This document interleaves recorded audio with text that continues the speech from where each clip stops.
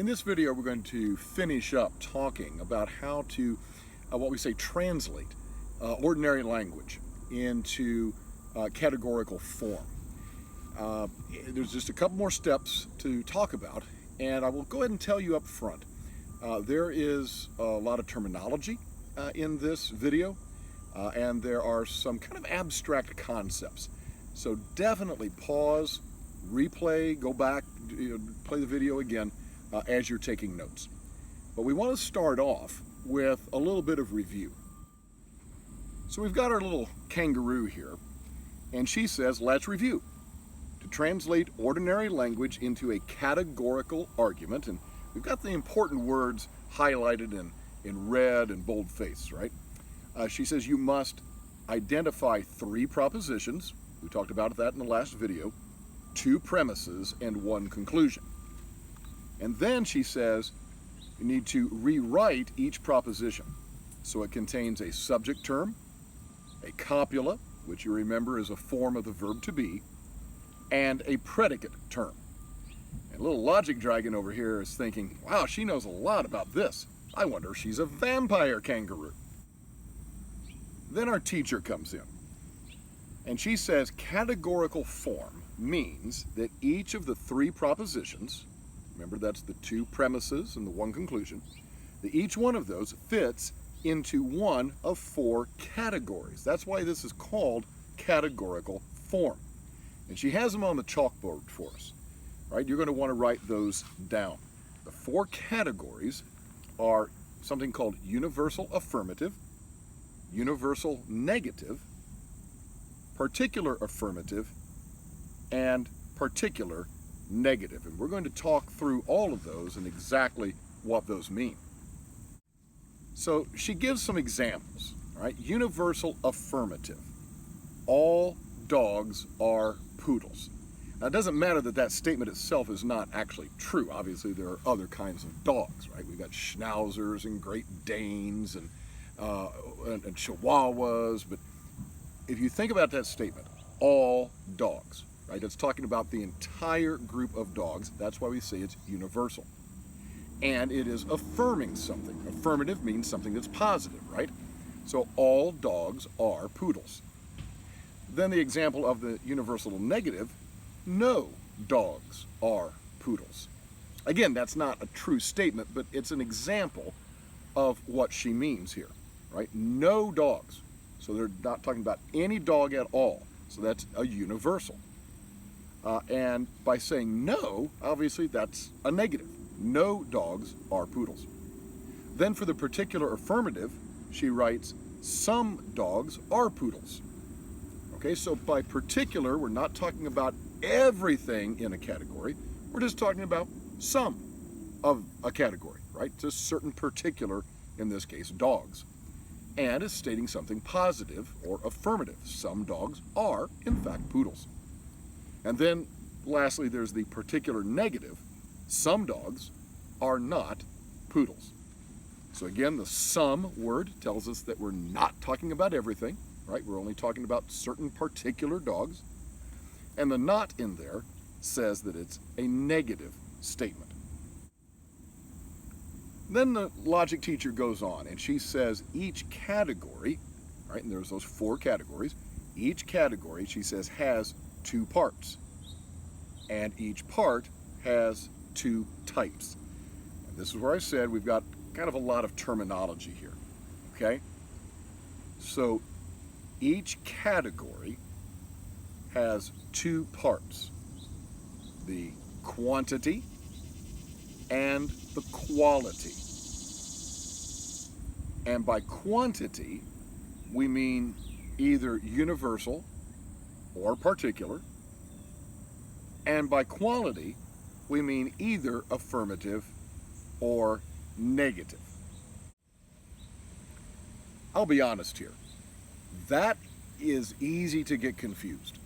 Okay, when you're done with this video, maybe not right now, but when you're done with the video, you want to sit with that and just look at your notes or look at the video again and really just say that over and over to yourself until you really understand what she's saying there about the 4 categories and how each category has two parts, quantity and quality, and what quantity and quality actually mean. Now let's go back to the logic teacher, and she's got some examples again. So she's written some sentences on the board and kind of made up two columns and kind of diagrammed this out. And she says, do you see why each of these propositions has the quantity, right, that's universal or particular, and the quality that it does? And I would copy those examples into your notes. All dogs are poodles. The quantity is universal, right, because she's talking about all dogs, and the quality is affirmative. It's a positive statement, or she's stating a positive fact about all dogs. No dogs are poodles. The quantity is universal. Again, talking about no dogs at all. So in other words, we're talking about every single dog in the category of dogs, but it's a negative statement. No dogs are poodles, not one of them. Similarly, some dogs are poodles. The quantity is particular. She's not talking about every single dog. She's only talking about particular dogs, some of the category of dogs. And again, she's making a positive statement, so the quality is affirmative. Some dogs are, in fact, poodles. And then finally, some dogs are not poodles. Again, the some indicates we're not talking about every single dog here. This is not a universal statement, only referring to particular dogs. And the not in there tells us that the quality is negative. And then our little kangaroo comes back in and really wants to make it clear. And she says the words all, no, and some are called quantifiers because they tell you the quantity of the proposition, right? All, no, those are indicating every single one in the category, so universal. Some, that lets you know right away we're not talking about everything, and therefore is a particular. The little logic dragon is thinking, wow, that vampire kangaroo is really smart. And then the humans come into it. So the girl in gold, she says, let's make sure we've got this. And these are definitions that really are coming straight out of your book, Discovery of Deduction, and you definitely want to write these definitions down. She says quality is the aspect of a proposition describing whether it is positive or negative, or whether it affirms or denies something. That's the quality. Then the fellow in blue says quantity is the aspect of a proposition describing whether it is talking about everything or only some things in a category. Like we had all dogs or no dogs, or maybe only some dogs. And the fellow in green says quantifiers are words such as all, no, some, and some ... not that indicate both the quality and the quantity of a proposition. Now again, let's just be honest here. We can't just keep going with big wordy examples. Even sentences like all dogs are poodles. You go, oh, that's a pretty short sentence. It is, but when it comes to logic, we want to try to simplify things and make them a little bit more symbolic. Okay, the great thing about a symbol is that a symbol stands for something that's larger, right? And so that's what we want to talk about now, is how to take all of this that we've been talking about and symbolize it so that it's maybe a little bit easier to deal with. And that's where we're going to go next.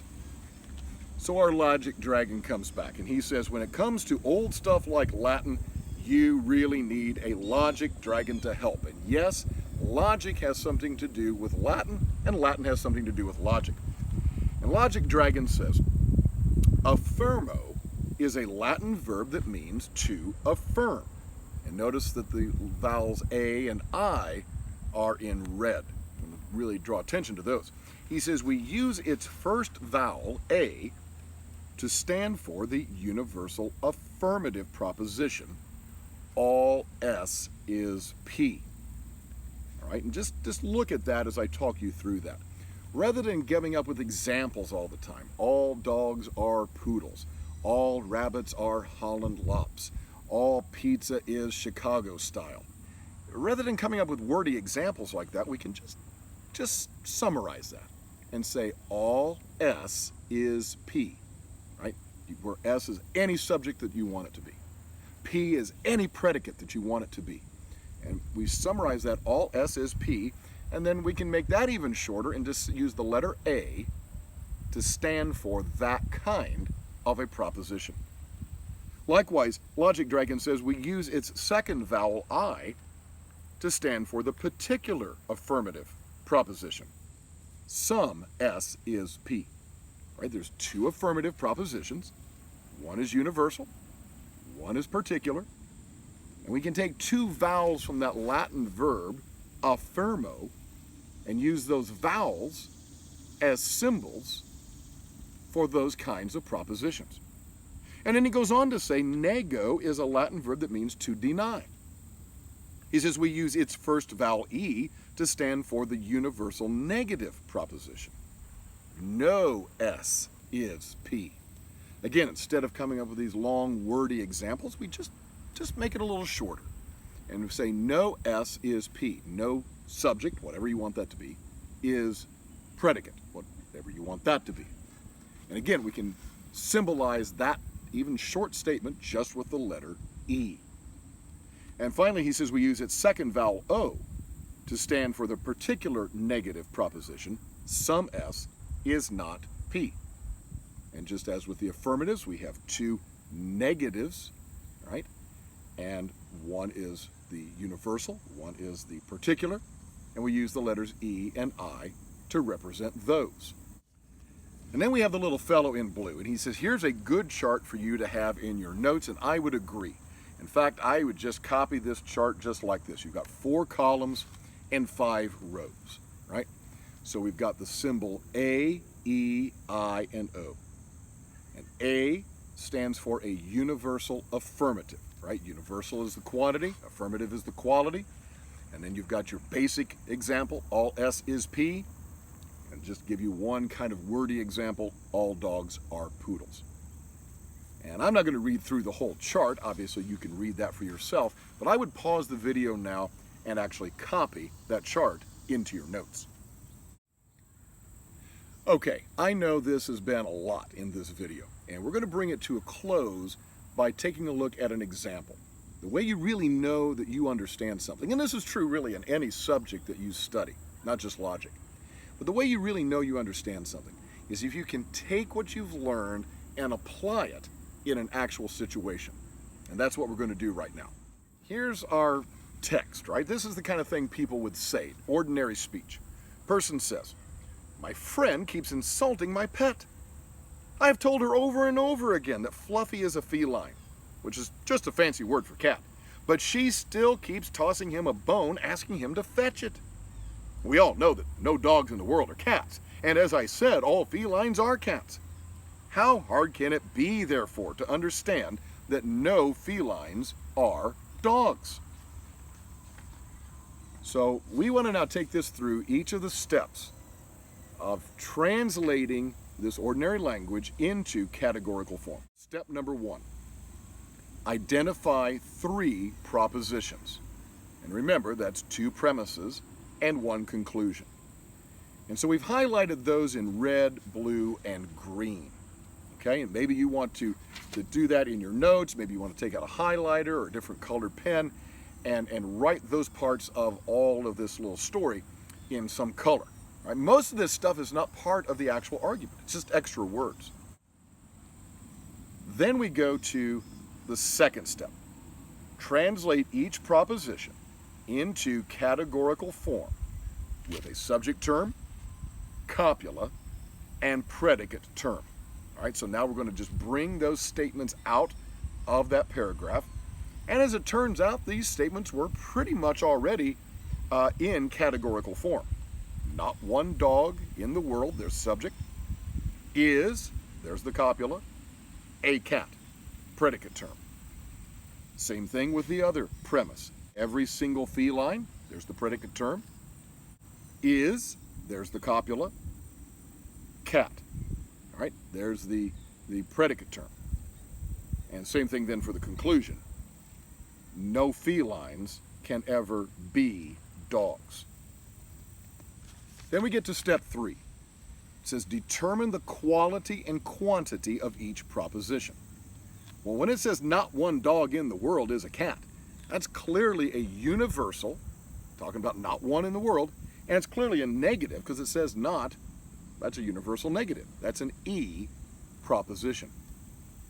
Then when it says every single feline is a cat, well, clearly we were talking about a universal again, every single one, and that's stating something positive.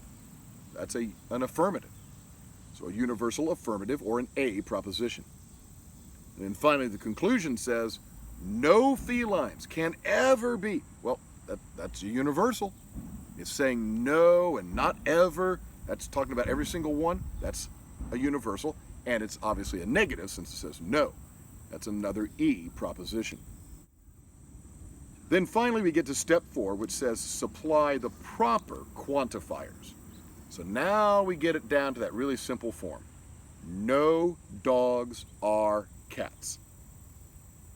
All felines are cats. No felines are dogs.